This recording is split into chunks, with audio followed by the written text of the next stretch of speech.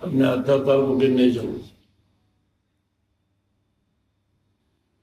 પછી હું ન હોતો પ્રેમ સ્વામીને ત્યાગ સંયમ ભરશે. અમારા આખા સમાજનું સંચાલન બે સંતો જવાબદારી સોંપીને જવાનો છે. હવે તમારી જવાબદારી પ્રેમ સ્વામીને સોંપવી છે. જવાબદારી બધી પ્રેમ સ્વામીને છે. એટલે એમના તરફથી કોઈ પણ સૂચન આવે તમારે માન્ય કરી દેવાનું. એ તમારા બધા કરતા ભજનિક છે. હા, એ ભજનિક માણસ નિર્દોષ બુદ્ધિનો બુલબુલ છે.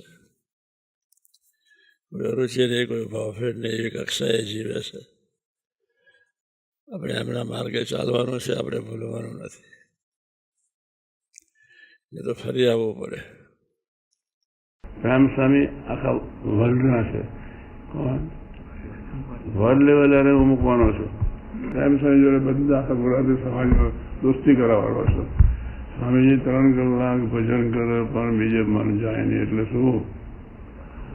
મારે સાધુની એક અને કોઈના તરફ અરુચિ નહીં, કોઈના એક ધારે બધાનો મારે સરખો પ્રેમ. આખા ગુજરાતી સમાજમાં આવવાના. આખા અમારા 24 સાધુમાં નિર્વિકલ્પ અને ભજન કરનારા પ્રેમ સ્વામી છે. આ તમને કહું છું, બધાને કહું છું. દાસત્વ સિવાય એના જીવનો કશું જ નહીં. કોઈ ધારો કુંવારો નહીં, ડોર નહીં. એન્જિનિયર કોઈ ધારો તમને દેખાય એન્જિનિયર તરીકે? ડોર નહીં, દમ નહીં, દેખાવાની પ્રદર્શન બધી રીતે. પણ એને કોઈ દિવસ કુંવારો કર્યો નથી. શાસ્ત્રી મહારાજના 4 મુખ્ય સાધુમાં એક એ ફરી આવ્યા. એટલે આપણા બધાનો ઉદ્ધાર કરશે. પ્રેમ સ્વામી સાથે દોસ્તી છોડીશ ને રાખજે પૈસા. હવે પ્રેમ સ્વામી સેવામાં આવશે. એ કોઈ સૂચન કરે તો સ્વીકારજો. હવે પછી તમારે બધાએ પ્રેમ સ્વામીની આજ્ઞામાં રહેવાનું છે. ખુલ્લા દિલની વાત કરતા શીખજો. પ્રેમ સ્વામી આગળ સરળ રહેજો, એને સ્વીકારતા રહેજો. એના સ્વામી કોઈની પાસે અપેક્ષા નહીં. હા, 1% કોઈ પણ સાધુ પાસે એને અપેક્ષા નહીં. કોઈ પણ હરિભગત પાસે કોઈ જાતની અપેક્ષા નહીં. સિમ્પલ, એકદમ સિમ્પલ. જય સ્વામિનારાયણ. પણ એના નામ પ્રમાણે પ્રેમનો ભાવ છે. તો હવે પછી જ્યારે પ્રેમ મૂળ સ્થાન પર ફરી જ્યારે આવે ત્યારે આપણે બધાએ પ્રેમ સ્વામીને બી જય સ્વામિનારાયણ આગળ રાખીને તમારે જીવન જીવવાનું છે. પ્રેમ સ્વામી ભજનિક છે. હા, તમારા કરતાં ઓછામાં ઓછી ઊંઘાની છે. અમારે એની સાથે મૈત્રી બાંધવાની છે.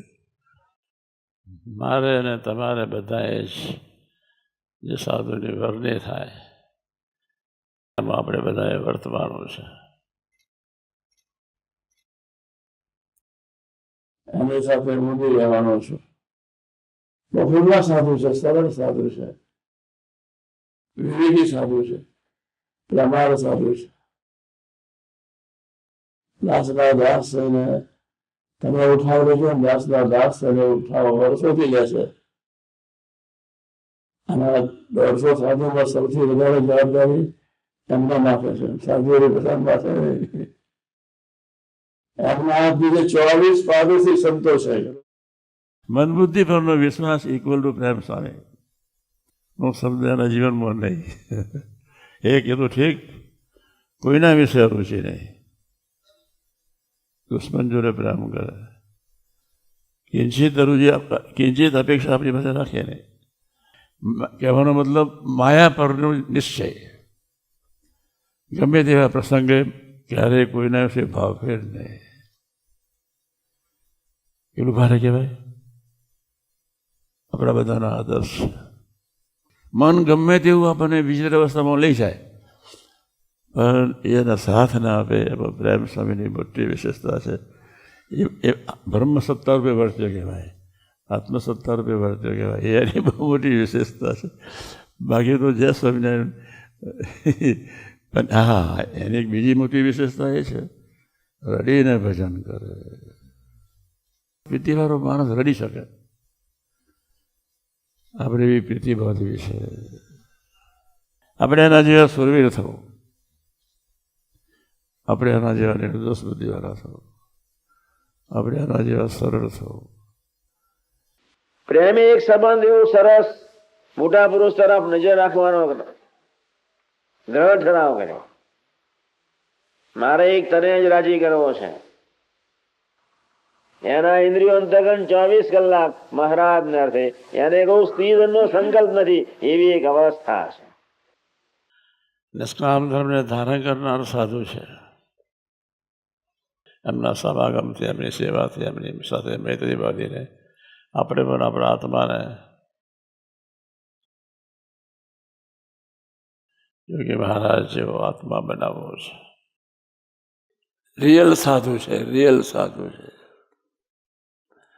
કોઈના વિશે રુચિ નહીં, કોઈના વિશે ભાવ જ નહીં, શુદ્ધ સ્વધર્મ એવો સાધુ છે. સરળ થઈને ગાળા કરજો. 39 કલ્યાણકારી ગુણ બક્ષિસમાં મળી જશે. સરળ થઈને દોડ્યા કરજો. કોઈનું જોવું ને વિચારવું એના બ્લડમાં નથી. હવે એ તમારા લીડર થવાના. ધ્યાન રાખજો. સામેથી એની સાથે દોસ્તી રાખજો. એટલે જે સ્વામિનારાયણ એમની સાથે મૈત્રી બાંધવામાં ગોળ પણ ના કાઢતા. બસ શાસ્ત્રી મહારાજના ટોપ 5 સાધુ એમાંના એક પ્રેમ સ્વામી, એને આપણા માટે જે સ્વયં પૃથ્વી પર મોકલ્યા, બાકી નહોતું રહ્યું છતાંય મોકલ્યા. અને જે સ્વામિનારાયણ એની સાથે દોસ્તી થઈ જશે, હઠમાની દિશા જતા રહેશે, શું વિચારો બગડશે. જાગજો. પ્રથમ 27 સાથે બધી નિષ્ઠા પાકી થઈ જશે. મેં ગઈકાલે વાત કરી પ્રેમ સ્વામી. આ ગુણાદાન સ્વામી એ સેવા કરીને મહારાજને જે રીતે રાજી કર્યા, દેહ નીચું નાખ્યું. પેલા કેવું કહેવાય, કોટાની ધરતી પર ચાલે ને કોટા કડકડ થાય તો સ્વામી ચાલે, એવો દેહનો અનાદર. એવી સેવા ભક્તિની પૂર્ણાથી પ્રેમ સ્વરૂપ સ્વામી કઈ નાખી. પણ નહીં સમજાય, હું કહીશ તો નહીં માનો.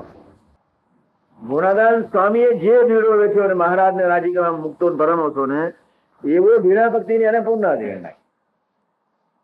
પ્રેમ સ્વરૂપની વિશેષતા જ મોટા મોટી. પ્રેમ સ્વરૂપે સેવાની પૂર્ણાવતી કરી નાખી. હવેથી કોઈ સેવા રહી નથી. કેવી સેવાની પૂર્ણાહુતિ, જેવી ગુણાતીતની, જેવી ભગતજીની, જેવા સનાતન ચૈતન્ય સ્વરૂપે જેવી સેવા કરી, એ સેવાની પૂર્ણાવતી કરી નાખી. મંદિરની કામની શરૂઆત થાય છે. આજે કરીશું. ધનારકમાં શરૂઆત ન કરે, પણ પ્રેમ સ્વરૂપ સ્વામી જેવા એકાવધાની સાધુનો એક જન્મ દિવસ છે, એટલે બ્રહ્માંડમાં કોઈ મુહૂર્ત સુધવાની વાત રહી નહીં.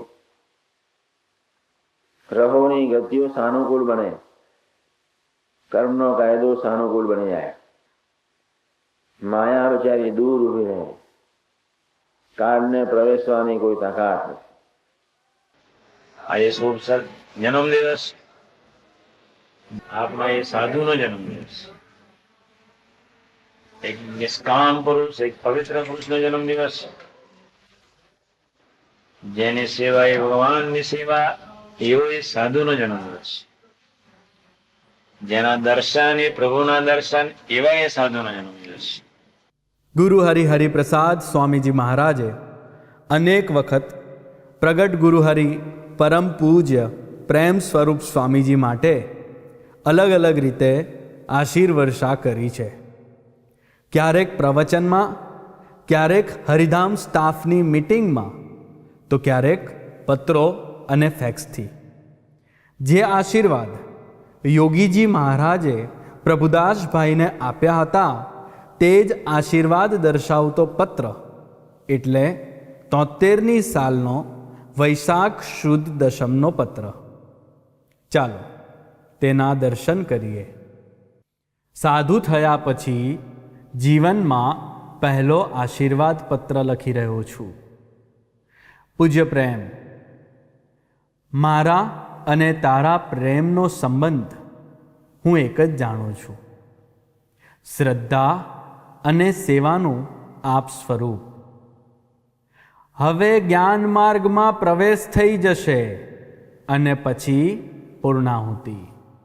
બસ બીજું હવે કાંઈ બાકી જ નથી. આપ થકી હજારો નિષ્કામી થશે અને આપના પ્રેમના પ્રવાહમાં હજારો સ્નાન કરશે. એવા આજે આશીર્વાદ અને પ્રાર્થના છે. શુદ્ધ ગુણાતીત પ્રેમ હવે પ્રગટ થશે, માટે ખૂબ જ બળમાં રહેવું. રૂબરૂ ઘણી ગોષ્ઠી કરનાર છું. એ જ આપનો સાધુ હરિપ્રસાદના. જય શ્રી સ્વામિનારાયણ.